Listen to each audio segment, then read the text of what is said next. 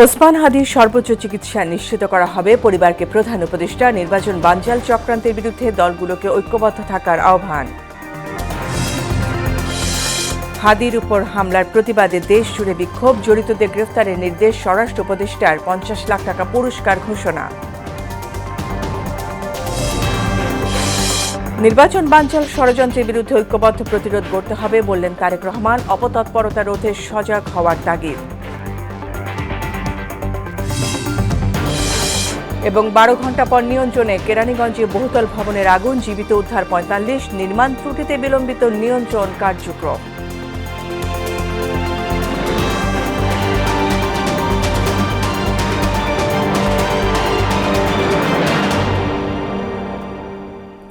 আসসালামু আলাইকুম, সবাইকে মোহনা সংবাদে স্বাগত। শুনছিলেন শিরোনাম, পুরো সংবাদের সঙ্গে আছি ফারজানা ইয়াসমিন।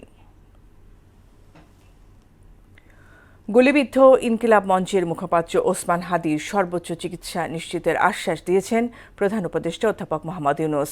দুপুরে পরিবারের সদস্যদের সঙ্গে সাক্ষাৎকালে তিনি বলেন, জড়িতদের বিচারের আওতায় আনা হবে।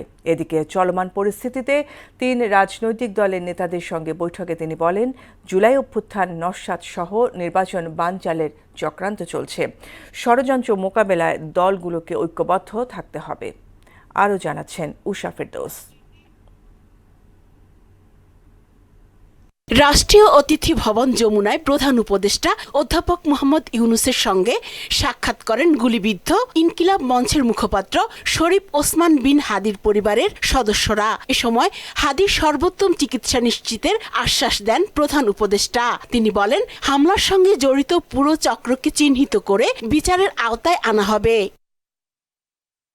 এদিকে দেশের চলমান পরিস্থিতিতে বিএনপি, জামায়াত ইসলামী ও জাতীয় নাগরিক পার্টি এনসিপির নেতাদের সঙ্গে বৈঠক করেন অধ্যাপক ইউনূস। ক্ষমতাচ্যুত গোষ্ঠীটি নির্বাচন বানচালের চেষ্টা করছে বলে সতর্ক করে দিয়ে রাজনৈতিক দলগুলোকে ঐক্যবদ্ধ থাকার আহ্বান জানান তিনি। বৈঠক শেষে গণমাধ্যমের মুখোমুখি হন বিএনপির স্থায়ী কমিটির সদস্য সালাহ উদ্দিন আহমদ। বলেন, হাদির ওপর হামলা পুরো বাংলাদেশের ওপর আঘাত। ফ্যাসিবাদ বিরোধী জাতীয় ঐক্য অটুট রাখবো, সুদৃঢ় করব। আমাদের মধ্যে রাজনৈতিক বিতর্ক হতে পারে, সামনে নির্বাচন, বিভিন্ন রকমের রাজনৈতিক বিতর্ক হবে, কিন্তু আমরা ওই পর্যায়ে বিতর্ক করব না যাতে করে আমাদের ঐক্য বিনষ্ট হয়। আমাদের চেতনা হচ্ছে জুলাই 2024-এর ছাত্র গণ অভ্যুত্থানের চেতনা, প্রত্যাশা, জন আকাঙ্ক্ষা, এটাকে আমরা ঊর্ধ্বে তুলে ধরব। আর এনসিপির আহ্বায়ক নাহিদ ইসলাম বলেন, ভারতের প্রত্যক্ষ ও পরোক্ষ মদদ ছাড়া এ ধরনের হামলা সম্ভব নয়। আওয়ামী লীগের সকল পরিকল্পনা করতেছে দিল্লিতে বসে, ফলে ভারত সরকারের প্রত্যক্ষ বা পরোক্ষ মদদ ছাড়া আওয়ামী লীগ এই ধরনের পরিকল্পনা করতে পারে না। এই ধরনের তৎপরতা, জঙ্গি তৎপরতা তারা করতেছে। ফলে অবশ্যই ভারত সরকারকে, আমাদের এখানে যারা ভারতীয় দূতাবাস আছে তাদেরকে অ্যাকাউন্টেবল করতে হবে। জুলাইয়ের ঐক্য অটুট রেখে সবাইকে ঐক্যবদ্ধ থাকার আহ্বান জানান এনসিপির আহ্বায়ক। গণহত্যাকারীকে ভারত সরকার আশ্রয় দিয়ে অলরেডি তারা একটা নৈতিক অপরাধ করেছে। উষা ফেরদৌস, মোহনা সংবাদ, ঢাকা। মূলত ইনকিলাব মঞ্চের মুখপাত্র ঢাকা 8 আসনের সম্ভাব্য স্বতন্ত্র প্রার্থী ওসমান হাদিকে বর্তমানে কনজারভেটিভ ম্যানেজমেন্টে রাখা হয়েছে বলে জানিয়েছে তার চিকিৎসায় গঠিত মেডিকেল বোর্ড। এদিকে হাদির খোঁজ খবর নিতে এভারকেয়ার হাসপাতালে গিয়ে গণ অধিকার পরিষদ ও এনডিএম নেতারা বলেন, এই হামলা কোনো বিচ্ছিন্ন ঘটনা নয়, এর মাধ্যমে পুরনো ফ্যাসিবাদী শক্তির পুনরুত্থানের চেষ্টা চলছে। শামীমুজ্জামান চৌধুরী রিপোর্ট। মাথায় গুলিবিদ্ধ শরীফ ওসমান হাদির অবস্থা অত্যন্ত সংকটাপন্ন। ঢাকা মেডিকেলে অস্ত্রোপচারের পর ম্যাসিভ ব্রেন ইনজুরি নিয়ে গতকাল রাতে নেওয়া হয় এভারকেয়ার হাসপাতালে। রোগীর শরীরে সাইন অফ লাইফ থাকলেও বাঁচিয়ে রাখা হয়েছে কৃত্রিম শ্বাস প্রশ্বাসে। শনিবার ওসমান হাদিকে দেখতে গিয়ে গণমাধ্যমে কথা বলেন গণ অধিকার পরিষদের নেতারা। প্রশ্ন তোলেন স্বরাষ্ট্র উপদেষ্টার দায়িত্ব পালন নিয়েও। নির্বাচনকে কেন্দ্র করে 50 জন প্রার্থীকে টার্গেট করেছে আওয়ামী দুর্বৃত্তরা এবং নির্বাচন বানচাল করার জন্য তারা এই ধরনের টার্গেট হাতে নিয়েছে। এই ঘটনার দায় নিয়ে এই স্বরাষ্ট্র উপদেষ্টাকে 24 ঘন্টার মধ্যে পদত্যাগ করতে হবে। অনেক চক্র জড়িত থাকতে পারে, এর পেছনে কারা জড়িত সেই ঘটনার আদ্যপ্রান্ত খুঁজে বের করতে হবে এবং পরবর্তীতে যেন এই ঘটনা না ঘটে সেই জন্য আমি মনে করি যে আগামীকালকে থেকেই অন্তত কিংবা সরকার সিদ্ধান্ত নিয়ে একটা যৌথ বাহিনীর সাঁড়াশি অভিযান পরিচালনার মাধ্যমে জনমনে কিছুটা স্বস্তি ফিরিয়ে আনবে। জাতীয়তাবাদী গণতান্ত্রিক আন্দোলন এনডিএম চেয়ারম্যান ববি হাজ্জাজ বলেন, নির্বাচনকে প্রশ্নবিদ্ধ করতেই পতিত শক্তি একত্রিত হয়ে এ ঘটনা ঘটিয়েছে। পরিচিত সন্ত্রাসীর মাধ্যমে এই ঘটনাটা ঘটানো হয়েছে। তো এইটা আসলে হয়তো আগে থেকেই বন্ধ করা যেতে পারত, কিন্তু আমাদের সরকার করে নাই। এরপরে যেন আর কারোর উপরে না হয়, কারণ আমরা পরিষ্কার দেখতে পাচ্ছি যে এইটা একটা প্রচেষ্টা আগামী নির্বাচনকে প্রশ্নবিদ্ধ করবার জন্য বা বানচাল করার প্রচেষ্টা। কোনো সান্ত্বনার বাণী নয়, দোষীদের বিরুদ্ধে ব্যবস্থা নেওয়ার আহ্বান জানান রাজনৈতিক দলের নেতারা। শামীমুজ্জামান চৌধুরী, মোহনা সংবাদ, ঢাকা। ওসমান হাদির উপর আক্রমণ দেশের সার্বভৌমত্বের উপর আঘাত বলে মন্তব্য করেছেন বিএনপির স্থায়ী কমিটির সদস্য মির্জা আব্বাস। সন্ত্রাসীদের কালো হাত ভেঙে দিতে নেতাকর্মীদের প্রস্তুত থাকার আহ্বানও জানান তিনি। হাদির উপর আঘাতকারী চিহ্নিত এবং তার দৃষ্টান্তমূলক শাস্তির দাবি করেন বিএনপির সিনিয়র যুগ্ম মহাসচিব রুহুল কবির রিজভী। নয়াপল্টনে বিএনপি কেন্দ্রীয় কার্যালয়ের সামনে প্রতিবাদ মিছিল পূর্ব সংক্ষিপ্ত সমাবেশে তারা এসব কথা বলেন। আরও জানাচ্ছেন হুমায়ুন কবির। ইনকিলাব মঞ্চের মুখপাত্র ওসমান হাদিও চট্টগ্রাম ৮ আসনের বিএনপির মনোনীত প্রার্থী এরশাদুল্লাহর উপর গুলি ও হামলার ঘটনায় প্রতিবাদ মিছিলের আয়োজন করে বিএনপি। এতে অংশ নেন মহানগর বিএনপির অঙ্গ সহযোগী সংগঠনের নেতাকর্মীরা। আমাদের মাঝে উপস্থিত রয়েছেন।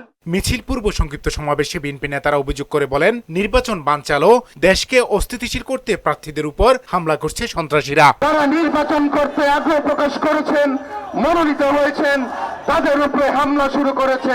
আমরা কিন্তু সহনশীলতা রাজনীতি করছি। আমাদের সিনিয়র নেতৃবৃন্দদের সাথে আপনারা বেয়াদবি করবেন, আমরা চুপ থাকবো, এটা কিন্তু আপনার চিন্তা করলে ভুল হবে। বাংলাদেশ আগামী নির্বাচনে অনেক রকম ষড়যন্ত্র হচ্ছে। নির্বাচনকে বানচাল করে দেওয়ার জন্য তারেক রহমান যেন আমাদের মাঝে আসতে না পারে সেভাবে ষড়যন্ত্র চলছে। এই সময় বিএনপির সিনিয়র যুগ্ম মহাসচিব রুহুল কবির রিজভী বলেন, ওসমান হাদির উপর আক্রমণকারীদের জনগণ ও প্রশাসন চিনে ফেলেছে, তাদের দ্রুত গ্রেফতার করতে হবে। যাকে শনাক্ত করা হয়েছে সেই তার পরাঘাতকারী হাদির উপর সে ছাত্রলীগেরও নেতা আর ঢাকা বিশ্ববিদ্যালয়ের যে ভিপি কিরাম সাদেক কাইমের সাথে একই টেবিলে চা খাচ্ছে। এখন এর বিচার কে করবে? তদন্ত করে দৃষ্টান্তমূলক শাস্তি আমরা দেখতে চাই। হাদির উপর আক্রমণ স্বাধীনতা সার্বভৌমত্বের উপর আক্রমণ বলে মন্তব্য করেন বিএনপির স্থায়ী কমিটির সদস্য মির্জা আব্বাস। এই আঘাত হাদির উপরে নয়, এই আঘাত বাংলাদেশের মানুষের গণতান্ত্রিক অধিকারের উপরে, এই আঘাত বাংলাদেশের সার্বভৌমত্বের উপরে, এই আঘাত বাংলাদেশের স্বাধীনতার উপরে। প্রিয় ভাইরা, এটাকে আমাদের প্রতিরোধ করতে হবে। ঢাকা মেডিকেলে হাদিকে দেখতে গিয়ে মব সন্ত্রাসের শিকার হয়েছেন অভিযোগ করে মির্জা আব্বাস বলেন, বহুমুখী শত্রুর আক্রমণে জর্জরিত বাংলাদেশ। আগে শত্রু ছিল একটি, এখন বহুমুখী শত্রুর আক্রমণে জর্জরিত বাংলাদেশ। আসুন বহু শক্তির আক্রমণ থেকে বাংলাদেশকে আমরা রক্ষা করার চেষ্টা করি, যেমনি আমরা ৭১ সালে করেছিলাম। পরে হাদির উপর আক্রমণকারীদের দ্রুত গ্রেপ্তার করে আইনের আওতায় আনা সহ মব সন্ত্রাসের বিরুদ্ধে বিএনপির একটি প্রতিবাদ মিছিল নাইটেঙ্গেল মোড়, ফকিরাপুল হয়ে আবার নয়াপল্টনে গিয়ে শেষ হয়। হুমায়ুন কবির, মোহনা সংবাদ, ঢাকা। ওসমান হাদির উপর হামলায় জড়িতদের দ্রুত গ্রেফতারের নির্দেশ দিয়েছেন স্বরাষ্ট্র উপদেষ্টা জাহাঙ্গীর আলম চৌধুরী। আসামিদের ধরিয়ে দিতে পারলে ৫০ লাখ টাকা পুরস্কারের ঘোষণাও দেন তিনি।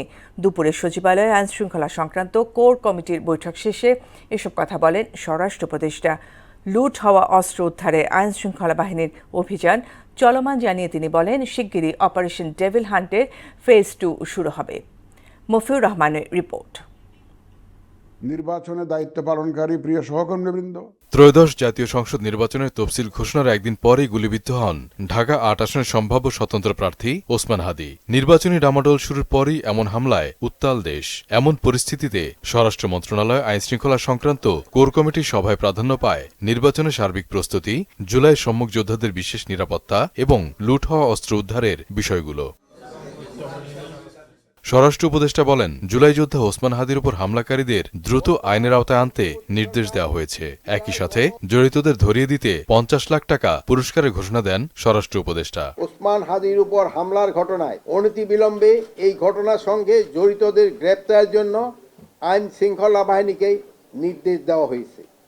আশা করছি অতি দ্রুত সময়ের মধ্যে আমরা দুষ্কৃতিকারীদের গ্রেপ্তার করে আইনের আওতায় নিয়ে আসতে পারব। হত্যার সাথে জড়িত তাকে যদি কেউ ধরে দিতে পারে তার জন্য সরকার ৫০ লক্ষ টাকা পুরস্কার ঘোষণা করেছে। সরকার জুলাইয়ের সম্মুখসারির যোদ্ধাদের নিরাপত্তা নিশ্চিতে বদ্ধপরিকর বলে জানান তিনি। বর্তমান অন্তর্বর্তী সরকার জুলাই গণ অভ্যুত্থানে সম্মুখ সারির যোদ্ধাদের নিরাপত্তা নিশ্চিতে বদ্ধপরিকর। সরকারের পক্ষ থেকে তাদের জন্য বিশেষ নিরাপত্তার ব্যবস্থা গ্রহণ করা হচ্ছে। হাদির ওপর হামলা আসন্ন নির্বাচনকে বাধাগ্রস্ত করার অপপ্রয়াস বলে মনে করেন স্বরাষ্ট্র উপদেষ্টা। নির্বাচনে অংশগ্রহণকারী প্রার্থীরা ব্যক্তিগত আগ্নেয়াস্ত্রের লাইসেন্স চাইলে অনুমতি দেওয়া হবে। ওসমান হাদির উপর আক্রমণের ঘটনা আসন্ন জাতীয় সংসদ নির্বাচনকে বাধাগ্রস্ত করার অপপ্রয়াস বলে আমরা মনে করি। এখন যারা ইলেকশনে পার্টিসিপেট করবে এবং তারাও যদি হাতিয়ার চায় তাদেরও হাতিয়ার আমরা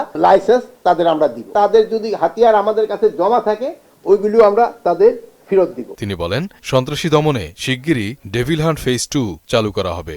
লুট হওয়া ও অবৈধ অস্ত্র উদ্ধারে আইন শৃঙ্খলা বাহিনীর অভিযান চলমান রয়েছে। এটিকে আরও জোরদার ও বেগবান করার জন্য ফ্যাসিস্ট টেররিস্টদের দমনের উদ্দেশ্যে committee operation devil hunt phase 2 অবিলম্বে চালু করার সিদ্ধান্ত গ্রহণ করা হয়েছে। বিএনপির ভারপ্রাপ্ত চেয়ারম্যান তারেক রহমানের নিরাপত্তা নিয়ে কোনো শঙ্কা নেই বলেও জানান স্বরাষ্ট্র উপদেষ্টা। তার নিরাপত্তার ব্যাপারে কোনো শঙ্কা নাই। মফিউর রহমান, মোহনা সংবাদ, ঢাকা। সব ষড়যন্ত্র মোকাবেলা করে যে কোনো মূল্যে নির্বাচনের পরিস্থিতি তৈরি করতে হবে বলে জানিয়েছেন বিএনপি ভারপ্রাপ্ত চেয়ারম্যান তারেক রহমান। এজন্য সবাইকে ঐক্যবদ্ধ থাকার আহ্বানও জানান তিনি। এ সময় ওসমান হাদি ও চট্টগ্রামে এরশাদুল্লাহর উপর হামলার নেপথ্যে কুচক্রী মহলের অপতৎপরতার বিরুদ্ধে সজাগ হওয়ার তাগিদও দেন তারেক রহমান। রাজধানীতে বিএনপির দেশ গড়ার পরিকল্পনা শীর্ষক আলোচনায় এসব কথা বলেন তিনি। তানজিদ ভুঁইয়ার প্রতিবেদন। রাজধানীর কৃষিবিদ ইনস্টিটিউটে দেশ গড়ার পরিকল্পনা শীর্ষক 7 দিন ব্যাপী আলোচনা সভার সমাপনী দিনে যোগ দেন সারা দেশ থেকে আসা জেলা, উপজেলা ও মহানগরের বিভিন্ন স্তরের নেতারা। এতে যুক্তরাজ্য থেকে ভার্চুয়ালি যুক্ত হন বিএনপির ভারপ্রাপ্ত চেয়ারম্যান তারেক রহমান। দেশ গড়ার পরিকল্পনা সেমিনারে দেশ গড়ার নানা কর্মসূচি নিয়ে বক্তব্য রাখেন ভারপ্রাপ্ত চেয়ারম্যানের উপদেষ্টা ডক্টর মাহাদি আমিন। জিয়া রহমান এবং দেশনেত্রী বেগম খালেদা জিয়া যেমন বাংলাদেশের প্রতিটি তৃণমূল, প্রান্তিক এবং দুর্গম এলাকায় উন্নয়ন পৌঁছে দিয়েছিলেন, আমাদের এই পরিকল্পনা কিন্তু দেশের প্রত্যেক শ্রেণীর, প্রত্যেক পেশার, প্রত্যেকটা মানুষের ভাগ্যের পরিবর্তন হবে। তারেক রহমান এতে বলেন, দেশ গড়ার পরিকল্পনায় বিএনপি কাজ করে যাচ্ছে।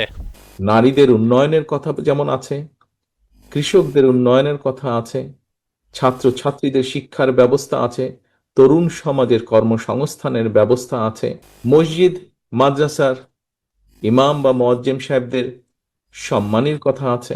এই কাজগুলোর সাথে, এই পরিকল্পনার সাথে জনগণকে সম্পৃক্ত করতে হবে।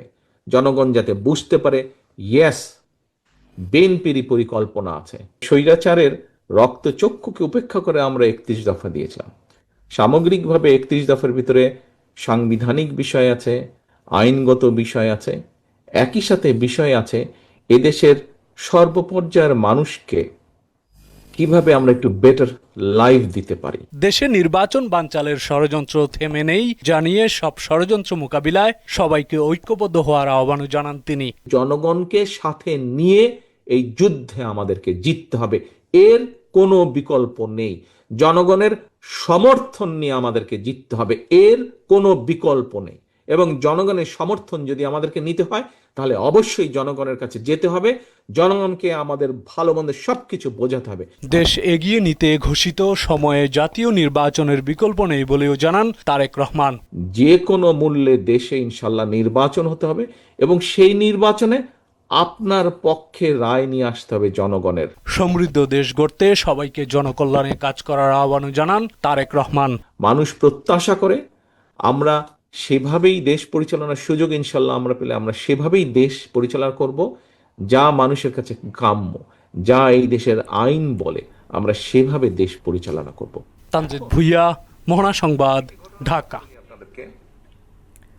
দীর্ঘ 12 ঘন্টা পর নিয়ন্ত্রণে এসেছে কেরানীগঞ্জের আগুন। আগুন নেভাতে কাজ করেছে ফায়ার সার্ভিসের 20টি ইউনিট। অগ্নি কবলিত ভবন থেকে 45 জনকে জীবিত উদ্ধার করেছে দমকল বাহিনী। ফায়ার সার্ভিস বলছে জটিল কাঠামো হওয়ায় অগ্নি নিরোধক কার্যক্রম বিলম্বিত হয়েছে। মনিরুল ইসলামের প্রতিবেদন। বাবুবাজার ব্রিজ পার হয়ে বুড়িগঙ্গা তীরের কাছেই একটি ভবনে আগুন লাগে। ফায়ার সার্ভিস বলছে আগানগরের জাবালে নূর টাওয়ারের বেসমেন্ট থেকেই আগুনের সূত্রপাত। শনিবার ভোর 5:37 আগুনের খবর পেয়ে মাত্র 8 মিনিটেই ঘটনাস্থলে পৌঁছায় ফায়ার সার্ভিস। পর্যাপ্ত পানি রয়েছে, যোগাযোগ ব্যবস্থাও ভালো। তারপরও ভবনের জটিল কাঠামোর কারণে অগ্নি নির্বাপন কাজে বেগ পেতে হয় দমকল বাহিনীর। আগুন লাগছে এই কথা বলার পরে একটা চিৎকার হয়েছিল। চিৎকার হওয়ার পরে সবাই ওখান থেকে দৌড়ে পড়ে নামছিল। আগুন জ্বলে ফায়ার সার্ভিস আইসার চেষ্টা করতেছে। ওইখান তো মনে করেন ঝুট ভরা, বুঝছেন নি, ঝুটের কারণেই মনে করেন কোনো জায়গা থেকে লাগছে। অবশেষে অগ্নিকাণ্ডের 12 ঘন্টা পর আগুন নেভাতে সক্ষম হয় ফায়ার সার্ভিস। আগুনের লেলিহান না থাকলেও এলাকা জুড়েই ছিল কালো ধোঁয়া, আর এই ধোঁয়ার কারণে বাধাগ্রস্ত হয় কার্যক্রম। আগুনটা লাগছে মূলত লিফটের গোড়া থেকে, কারেন্টে হতো। ওই সাইডে আগুন নিয়ন্ত্রণ আইসা পড়ছে, এটা বলে আমাদের নামা দিছে। আমার ভাবি মেয়ে বাচ্চা নিয়ে বাইরে এসে কিন্তু মালামাল কিছু বাইর করতে পারে না। ভবনটির প্রথম 2 তলায় পোশাকের শোরুম ও দোকান রয়েছে। ভোরে আগুন লাগাই সবই ছিল তালাবদ্ধ, তাই খবর পেয়ে যে যেমন পেরেছে পণ্য সরিয়ে নিয়েছে পাশের গোরস্থানে। তবে আগুনের আতঙ্ক এখনো কাটেনি ভবনের আবাসিকের বাসিন্দাদের। মাল বাড়ি করতে আসি এবং 4টাতে আমরা 10টা মাহাজরে কাজ করি, আমার মাহাজরে একটা মাহাজরে কোনো মাহাজরে মাল বাড়ি করতে না ভাই। এরাও খালি মোবাইলে ভিডিও করে, কাজ ঠিক মতোই করে না। কাজের অগ্রগতি নিয়ে সংবাদ সম্মেলন করে ফায়ার সার্ভিস। সংস্থাটি বলছে এখন পর্যন্ত 45 জনকে জীবিত উদ্ধার করা হলেও হতাহতের কোনো খবর পাওয়া যায়নি। আমরা আগুন নিয়ন্ত্রণ দিয়েছি 5:03-এ, তবে এখানে অনেক কথা রয়েছে। এই বিল্ডিং এর যে এখানে একটা বিল্ডিং বললে ভুল হবে, এখানে টোটাল 7টা বিল্ডিং। এটা ইউ শেপের বিল্ডিং, জুট এবং গার্মেন্টস এর অ্যাক্সেসরিজ দিয়ে পুরা বোঝাই করা, প্রতিটা ছোট বড় শাটার দিয়ে ক্লোজ করা, ক্রসেবল গেট দিয়ে ক্লোজ করা, যার কারণে আমাদের এত সময় লাগছে। বিল্ডিং কোড না মেনে ভবনটি করা হয়েছে বলে আগুন নেভাতে বেগ পেতে হয়েছে বলেও জানান তিনি। বিল্ডিংটা অপরিকল্পিতভাবে গড়ে তোলা বোঝাই যাচ্ছে এবং এটা অনেক আগের বিল্ডিং। মনিরুল ইসলাম, মোহনা সংবাদ, ঢাকা। টেলিভিশন চ্যানেল মালিকদের সংগঠন অ্যাটকোর 9ম বার্ষিক সাধারণ সভা অনুষ্ঠিত হয়েছে। সকালে রাজধানীর একটি হোটেলে আয়োজিত অনুষ্ঠানে সভাপতিত্ব করেন সংগঠনটির সভাপতি মাছরাঙা টেলিভিশনের ব্যবস্থাপনা পরিচালক অঞ্জন চৌধুরী। এতে উপস্থিত ছিলেন NTV chairman Mosaddek Ali, ETV chairman Abdul Salam, 71 TV chairman Mustafa Kamal, Bangla ভিশনের চেয়ারম্যান আব্দুল হক, আর টিভির ভাইস চেয়ারম্যান জসিমউদ্দিন সহ বিভিন্ন টিভি চ্যানেলের মালিকরা। ইলেকট্রনিক্স পণ্য ক্রয়ে গ্রাহকদের বিশেষ সুবিধা দিতে দেশব্যাপী চলছে ওয়ালটনের ডিজিটাল ক্যাম্পেইন। ক্যাম্পেইনের 23তম সিজনে ওয়ালটন পণ্য কিনে গ্রাহকরা পাচ্ছেন ফ্রিজ সহ বিভিন্ন ধরনের উপহার। এরই ধারাবাহিকতা বৃহস্পতিবার ওয়ালটন কর্পোরেট অফিসে আনুষ্ঠানিকভাবে 6 পুরস্কার জয়ীর হাতে উপহার তুলে দেন জনপ্রিয় চিত্রনায়ক ও ওয়ালটনের senior executive director Amin Khan. এ সময় উপস্থিত ছিলেন ওয়ালটন প্লাজার managing director Mohammad Raihan, Walton distributor নেটওয়ার্কের প্রধান মোহাম্মদ ফিরোজ আলম সহ অন্যান্যরা। শেষ করব মোহনা সংবাদ, যাবার আগে শিরোনামগুলো আরও একবার।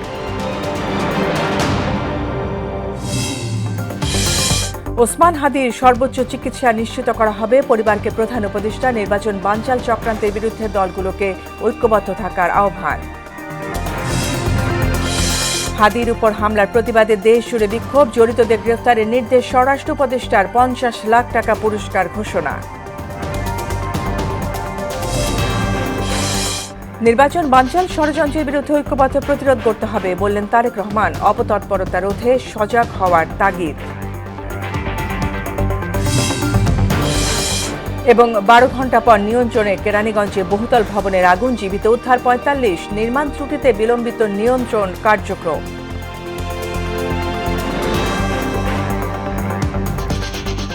এই ছিল মোহনা সংবাদ। পরবর্তী সংবাদ রাত 12টায়। মোহনার সবশেষ খবর জানতে ভিজিট করুন www.mohana.tv। সংবাদ দেখতে পারেন ফেসবুক, ইউটিউবেও। এতক্ষণ সঙ্গে থাকার জন্য ধন্যবাদ সবাইকে।